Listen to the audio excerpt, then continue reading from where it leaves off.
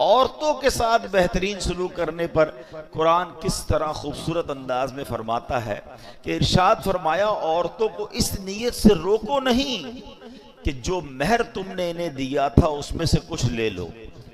حضرت عبداللہ ابن عباس فرماتے کہ اس آیت سے متعلق یہ اس شخص کے متعلق آیت ہے جو اپنی بیوی سے نفرت رکھتا ہو، اس کے ساتھ بدسلوکی کرتا، اس لیے کرتا ہو کہ وہ پریشان ہو کر مہر واپس کر دے یا مہر کی رقم معاف کر دے، اسے اللہ تعالیٰ نے منع فرمایا۔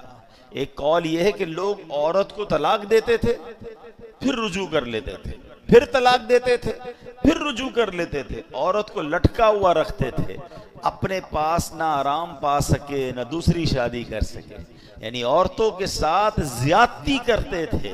اور کیا آج ایسا نہیں ہو رہا؟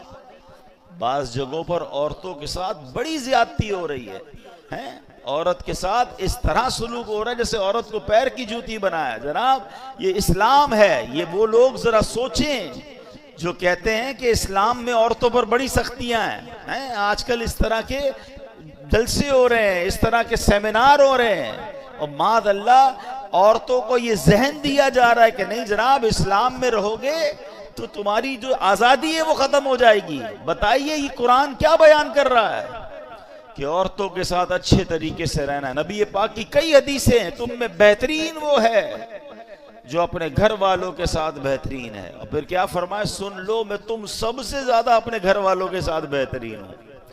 اللہ کے نبی فرما رہے ہیں، یعنی اسلام جتنا عورتوں کی آزادی، عورتوں کے لیے سکون، عورتوں کے ساتھ اچھا سلوک، عورتوں کے ساتھ زیادتی نہ ہو، جو اسلام بیان کرتا ہے دنیا کو کوئی مذہب بیان نہیں کرتا۔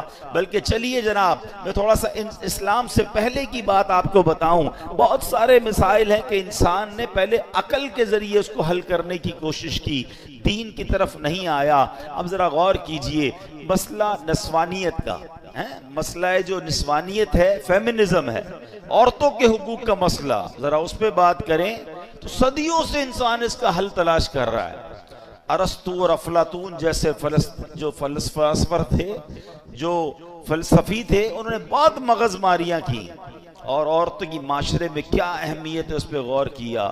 کسی نے عورت کو سانپ کہا، کسی نے اسے شیطان کہا، کبھی اس بیچاری کو ظلم و ستم کا نشانہ بنایا گیا، کبھی بیچاری کی عزت کو تار تار کیا گیا۔ آج دیکھ لیں ترقی یافتہ دور کی مثال دیکھیں، یہ عقل پرست، دین بیزار غیر مسلم، انہوں نے عورت کو صرف ایک اشتہار بنا کے رکھ دیا ہے۔ یہ غور کیجئے نا، دنیا کے ہر اشتہار میں آپ کو عورت نظر آئے گی۔ یہ عورتوں کو بھی سمجھ نہیں آتی کہ ہم کیا یہ کھلونا ہے؟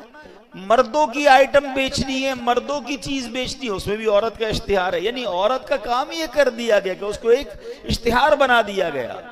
یہ صرف دین اسلام ہے جو بتاتا ہے اگر عورت بیٹی ہو تو رحمت ہوتی ہے، بہن ہو تو عزت ہوتی ہے، ماں ہے تو اس کے قدموں تلے جنت ہوتی ہے، بیوی بن کر گھر میں آ جائے تو آدھا ایمان محفوظ ہو جاتا ہے۔ یعنی عورت کا ہر روپ اسلام نے بیان کیا کہ عورت کو جو عزت اسلام میں ہے۔ اللہ کرے کہ ہماری بہنوں کو یہ بات سمجھ آئے جو آج سمجھتی ہیں کہ اسلام میں سختیاں ہیں، قرآن نہیں پڑھتے نا، پہلے عورتوں کا کیا حال تھا، اور قرآن بار بار کہہ رہا ہے کہ عورت کے ساتھ آپ نے اچھا سلوک کرنا ہے۔